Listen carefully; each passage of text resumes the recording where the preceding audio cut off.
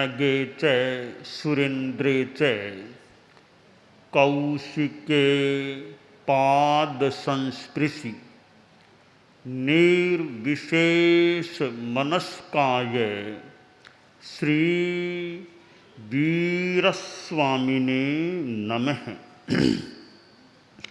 भगवती सूत्र में कहा गया है, अत्थिणम भन्ते एकम्मस्य गति प्रणायति हंता अत्थि। कहन्नम भन्ते एकम्मस्य गति प्रणायति गोयमा निस्संगयाये निरंगणयाये गति परिणामेणम बंधन छेदनयाये निरिंधनयाये पुब्बप्पओ गेणम एकम्मस्य गति प्रणायति। प्रश्न पूछा गया कि भन्ते अकर्म की गति होती है क्या? कि हाँ, होती है। एक आत्मा जो कर्म युक्त है, संसारी अवस्था में है, वो तो ठीक है, अपने ढंग से पुनर्जन्म हो जाता है। परंतु जिस साधु को केवल ज्ञान हो गया है, 13वें गुणस्थान में है, और फिर वह अंतिम थोड़ा सा समय बचा तब 14वें गुणस्थान में चला गया, और 14वें गुणस्थान में तो ए ई उ री लृ 5 रस्वाक्षर उच्चारण मात्रा जितना वो कालमान है, थोड़ा सा काल है। अब 14वां गुणस्थान भी संपन्न, तो सारे शेष 4 कर्म भी अब नष्ट होने की स्थिति में तो आत्मा अकर्म होती है। तो अकर्म आत्मा गति कर सकती है क्या? कर्म युक्त तो ठीक है, गति होती है। अकर्म आत्मा गति कर सकती है क्या, करती है क्या? तो कहा हाँ, उसकी गति होती है। तो प्रश्न है, वह आत्मा अकर्म है, फिर गति किस आधार पर, किस कारण से करती है? उत्तर दिया गया कि निस्संगता, निरंजनता, गति परिणाम, बंधन छेदन, निरिंधनता और पूर्व प्रयोग, इन कारणों से अकर्म के गति होती है। जैसे उदाहरण भी दिया गया है आगम में, एक तुम्बा है। अब तुम्बे के मिट्टी के लेप लगा दो, मिट्टी के लेप लगा दिए, अब वो तुम्बा थोड़ा भारी सा हो गया, उसको पानी में डालो तो क्या होगा? तुम्बा नीचे चला जाएगा। मिट्टी के लेपों से लेपित है, वो नीचे चला जाता है। ठीक है। अब पानी में गया तो वो मिट्टी पानी से फिर उतरती है। उतरते उतरते सारी मिट्टी का लेप उतर गया, अब तुम्बा अकेला रह गया, तो वह तुम्बा फिर ऊपर आ जाता है। कि जैसे निस्संगता, वो मिट्टी का संग था, लेप था, तब तो तुम्बा नीचे गया, वो लेप निकल गया, निस्संग हो गया, तो तुम्बा ऊपर आ गया। इसी प्रकार आत्मा के कर्मों के लेप लगे हुए होते हैं, तब तो वो लोकांत वाली गति नहीं कर सकती। कर्मों के सारे लेप उतर जाते हैं तो आत्मा ऊपर चली जाती है। कि पुद्गल का तो स्वभाव है नीचे जाना, और आत्मा का स्वभाव है ऊपर जाना। जैसे धुआं है, तो धुएं का स्वभाव है ऊपर जाना। पानी है तो पानी का स्वभाव ढलांत में नीचे जाना, तो धुएं का स्वभाव है ऊपर जाना। अब कोई धुएं को ऊपर फेंकता नहीं, अपने स्वभाव से ऊपर चला जाता है। इसी प्रकार आत्मा है, उसका स्वभाव है ऊपर जाना, पर जब कर्मों का लेप होता है तब तो वह शुद्ध आत्मा होती नहीं है, तो ऊपर मोक्ष तक नहीं जा पाती उस रूप में। परंतु जो ही वह शुद्ध आत्मा के रूप में हो गई, फिर वो आत्मा का स्वभाव है ऊपर जाना, तो अकर्म आत्मा ऊपर चली जाती है। यह गति परिणाम है, आत्मा का स्वभाव ही है ऊपर चले जाना। यूं ये कारण बताए गए हैं। पूर्व प्रयोग से भी गति हो जाती है कि एक कोई मान लो कुलाल चक्का है, तो एक बार जोर से हिलाओ। अब जैसे पंखा है, अब पंखा अभी तो मान लें करंट के चार्ज से मान लो हिलता है, अब स्विच ऑफ कर दो तो भी थोड़ी देर वो ताड़ियाँ हिलती रहती है। वो पूर्व प्रयोग से ताड़ियाँ हिलती है। अब तो स्विच ऑफ है, फिर भी थोड़ी देर वो धीमे धीमे फिर पंखा बंद होता है। इसी तरह आत्मा के भी पूर्व प्रयोग है। पहले तो योग था ही ना, तो पूर्व प्रयोग था, मानो उस हिसाब से भी आत्मा गति कर लेती है, पूर्व प्रयोग की बात। तो यूं अकर्म आत्मा की गति होती है, यह सिद्धांत इस प्रसंग में या भगवती सूत्र में, इस प्रकरण में बताया गया है। तो यह अकर्म आत्मा की गति है। आज कार्तिकी कृष्णा अमावस्या है, आज अकर्म गति हुई थी। आज भगवान महावीर की आत्मा की अकर्म गति हुई थी।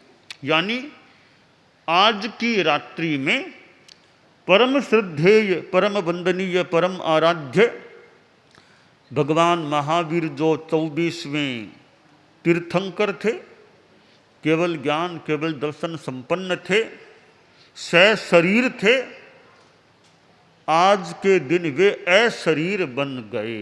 आज की रात भगवान महावीर के लिए सशरीर अवस्था से अशरीर अवस्था को पाने की रात थी। अकर्म आत्मा ऊपर जाती है, आत्मा का स्वभाव है ऊपर जाना। तो कोई पूछ ले आखिर ऊपर जाके फिर ठहरती क्यों नहीं, आगे चलती रहे, उसका तो स्वभाव है ऊपर जाना, ऊपर से ऊपर जाती रहे, ठहरती क्यों है? इसका उत्तर यह है कि आत्मा तो ऊपर जाती है, बहुत ऊपर चली गई, और ऊपर भी मान लो जा सकती थी, परंतु अब धुआं भी है, ऊपर जाए, ऊपर छत आ गई तो ऊपर धुआं फिर कहाँ जाएगा? छत आ गई तो आत्मा, वो अकर्म आत्मा जाती है आगे, अधर्मास्ति इकाई की मानो छत आ जाती है। लोकांत तक, लोक तक तो धर्मास्तिकाय है, एक कल्पना कर लें, उसके बाद में वो अधर्मास्तिकाय की सीलिंग छत आ गई, फिर आत्मा ऊपर जाए कैसे?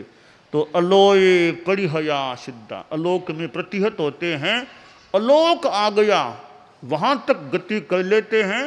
यानी जो सीमा है, उसके बाद आत्मा धर्मास्तिकाय के अभाव में, क्योंकि धर्मास्तिकाय के बिना जीव और पुद्गल की गति हो नहीं सकती, इसलिए अलोक में आगे गति आत्मा नहीं करती, वहाँ जाकर के स्थिर हो जाती है।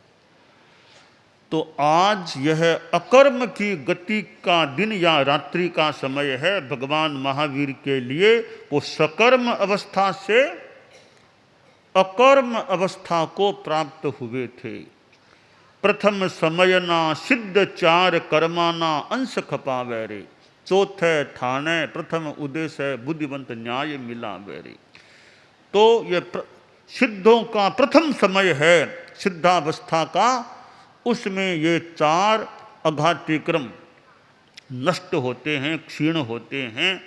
तो आज अघाती कर्मों से भी मुक्त होने का रात्रि काल रहा भगवान महावीर के लिए। परम प्रभु भगवान महावीर, उन्होंने गौतम को तो दिन में ही बाहर भेज दिया, देव शर्मा को मानो प्रतिबोध देने के लिए भेज दिया, और पीछे से प्रभु महावीर निर्वाण को प्राप्त हो गए।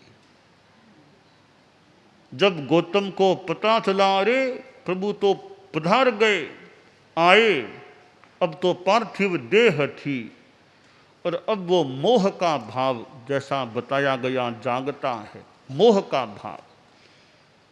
एक इतने बड़े संत गौतम स्वामी जैसे, पर वो मोह ने तो उनको भी तब तक नहीं छोड़ा। वो भगवान महावीर से लगता है ऐसा मोह का भाव, और पिछले जन्मों से उनका संबंध चला आ रहा था। तो भगवान महावीर के मानो शरीर के प्रति, उनके प्रति मोह का भाव और विलाप होने लग गया। जो दूसरों को सांत्वना देने वाले, वो खुद यों विलाप में चले जाएं, दूसरों को तो उपदेश कि भाई जीवन का यह नियम है, मौत नियम है, चले गए हैं, समता भाव रखो, खुद ममता भाव में चला जाए तो दूसरों को समता का संदेश है, खुद ममता में चला जाए। प्रभु गौतम स्वामी और प्रभु का संबंध था। गौतम स्वामी भी भगवान विशेषण से विशेषित किए गए हैं, उनकी भी कहीं आसाधना तो न हो जाए। पर जैसा बताया जाता है, एक बार तो वे भी मोहाकुल हो गए, परंतु संभल गए कि वो तो बीतरा प्रभु थे, संभले कि फिर केवल ज्ञान भी हो गया। यह मानो भगवान महावीर के प्रति जो मोह भाव था वही बाधक बन रहा था केवल ज्ञान की प्राप्ति में। अब भगवान महावीर भी चले गए, थोड़ी देर बाद मोह भी चला गया, फिर तो केवल ज्ञान तो मानो तैयार ही था ऊपर आने के लिए, प्रकट होने के लिए। तो केवल ज्ञान, केवल दर्शन को भी प्राप्त हो गए। भगवान महावीर को गौतम जैसे शिष्य मिले थे। शिष्य तो और भी थे, पर शास्त्रों में संभवतः शिष्यों में सबसे ज्यादा नाम किसी शिष्य का आया है, बार बार। अरे भगवती सूत्र को तो क्या बताएं, कोई गिनती करने वाले ने की है कि नहीं की है, कोई करेगा कि नहीं करेगा। एक भगवती सूत्र में गोयम या गोयमा, गोय में कितनी बार आया है, तो मानो बार बार गौतम गोयम शब्द। उत्तराध्ययनानी में कितनी बार 10वें अध्ययन में समयम गोयम मापमाये, समयम गोयम माप, कितना नाम आया है। तो ऐसे गुरु, ऐसे धर्माचार्य, ऐसे तीर्थंकर और उनके ऐसे शिष्य गौतम स्वामी तो भगवान महावीर की विद्यमानता में केवल ज्ञानी नहीं बने। भगवान पधार गए, पीछे से उन्हें केवल ज्ञान प्राप्त हुआ। भगवान महावीर जैन शासन के इस अवसर्पिणी के इस भरतक क्षेत्र के अंतिम तीर्थंकर हुए। 2500 से कुछ अधिक समय पहले वे हमारी इस दुनिया में विराजमान थे। परम पूज्य आचार्य तुलसी ने सन 1974 का चतुर्मास, 74 का चतुर्मास दिल्ली में किया था। तब भगवान महावीर की वो 25वीं निर्वाण शताब्दी का प्रसंग था, चतुर्मास दिल्ली में हुआ था। और भी कितने जैन शासन के व्यक्तित्व उस समय दिल्ली में थे। तो वो 25वीं निर्वाण शताब्दी का समय, यानी जब भगवान महावीर को निर्वाण प्राप्त किए 2500 वर्ष, 2500 वर्ष संपन्न हुए थे, उस संदर्भ में वो 25वीं निर्वाण शताब्दी का बड़ा एक समारोह उपक्रम चला था। और परम पूज्य आचार्य तुलसी ने भी वह चतुर्मास 1974 का दिल्ली में किया था। और यह आज हम जो देखते हैं जैन ध्वज, जैन धर्म का झंडा देखते हैं, वो जैन प्रतीक भी कई जगह मिलता है। और एक पुस्तक ये समण सुत्तम, ये चीज़ें संभवतः उस 25वीं निर्वाण शताब्दी के संदर्भ से या उसके दिनों में आसपास में सब निर्णित हुए, तैयार हुए, निर्णित हुए। और एक ये जैन शासन की एकता के मानो प्रतीक बन गए। जैन प्रतीक, जैन एकता का मानो प्रतीक, जिसे 5 रंगों का वो ध्वज, यानी प्रतीक अलग है, ध्वज अलग है। तो जैन ध्वज, जैन प्रतीक और जैन ग्रंथ, तो 3 चीज़ें जो भगवान महावीर की निर्वाण की 25वीं शताब्दी से संभवतः संदर्भित रूप में उजागर हुए थे, सामने आए थे। तो उस जैन एकता में आचार्य तुलसी का भी वहाँ उस प्रवास भी हुआ था दिल्ली में। और फिर यह संवत्सरी एकता की बात भी हुई। और मुझे स्मरण है उस वर्ष भादवा 2 थे, 1974 में चतुर्मास में 2 भाद्रव थे। हमारी परंपरा में, हमारे जैन श्वेतांबर तेरा पंथ की परंपरा में 2 भाद्रव होते हैं। हम पहले भाद्रव में संवत्सरी किया करते हैं। तो उस समय एक चर्चा चली, इतने वो जैन शासन के बड़े बड़े लोग, कि इस बार सब मिलकर के दूसरे भादवे में संवत्सरी मनाएं, जैन एकता करें, दूसरे भादवे में मनाएं। तो मुझे जहाँ तक स्मरण है आचार्य तुलसी के सामने बात, तो दिल्ली में ही विराजमान थे कि जैन एकता कर लें, सब दूसरे भादवे में संवत्सरी मनाएं। तो संभवतः गुरुदेव तुलसी का फरमान था कि भी एकता करो तो स्थायी करो, 1 साल के लिए नहीं, स्थायी एकता करो, तब तो बात करें। केवल 1 वर्ष के लिए एकता करें फिर वापस अपने अपने ढंग से मनाएं, इसमें कोई ज़्यादा परंपरा को छोड़ना भी पड़े, मात्र 1 साल की, 1 बार की एकता है, ऐसा नहीं करो, तो स्थायी बात करो। हम भी अपनी परंपरा को छोड़ने का विचार। तो आखिर फिर गुरुदेव ने कहा भी ऐसे मात्र 1 संवत्सरी के लिए मैं अपने परंपरा को छोड़ दूं, यह तो मुझे नहीं जचता। तो गुरुदेव ने उस बात को स्वीकार नहीं किया था। तो पहले भादवे में वो संवत्सरी हुई, दूसरे में करना गुरुदेव ने मंजूर नहीं किया था। किसी ने या कईयों ने दूसरे भादवे में भी उस समय संवत्सरी की थी। संवत्सरी एकता की बात आगे भी बाद में भी चली। और जब गुरुदेव मेवाड़ में थे तो भी वो विक्रम संवत कोई 2000 कोई, जब मेवाड़ में थे संभवतः, फिर जैन एकता का प्रयास भी हुआ, बात भी चली, संवत्सरी एकता की बात चली। और एक बार एक निर्णय भी हो गया था कि कईयों ने स्वीकार कर लिया, तेरा पंथ ने भी स्वीकार किया कि संवत्सरी एकता में हम भी शामिल हैं, एक फार्मूला सा बन गया था। और वो भी फिर आखिर लंबे काल तक क्रम नहीं चला था। तो ये कई बातें जो मेरे देखने में आई हुई है, मेरे जानने में, देखने में, मेरे सामने कई बातें हुई या कई सुनने में या पढ़ने में आई हुई है। तो संवत्सरी एकता का प्रयास भी आचार्य तुलसी ने भी किया था, संकल्प भी लिया था, प्रयास भी किया था। ठीक है, प्रयास जितना सफल हो उतना ठीक है, पूरा नहीं भी हो। तो भगवान महावीर की यह निर्वाण शताब्दी जो आई थी, 25वीं शताब्दी, अब तो 2550 वर्ष करीब करीब होने वाले हैं 2550 वर्ष निर्वाण को। तो आज से 2549 करीब वर्षों पहले भगवान महावीर का निर्वाण हुआ था।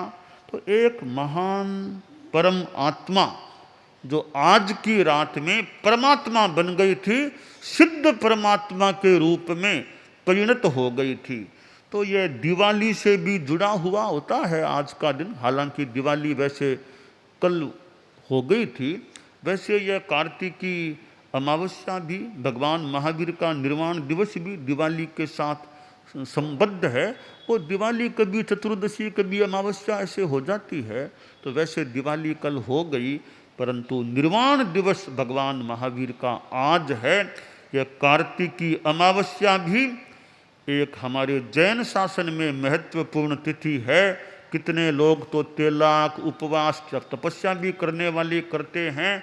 तो हम भगवान महावीर का जो पथ है, ये अध्यात्म का पथ का रथ है, हम उस पर चलने का प्रयास करें। हमें जैन शासन मिला, भगवान महावीर का ये शासन मिला है, हम खूब अध्यात्म की साधना करते रहें, यह काम्य है।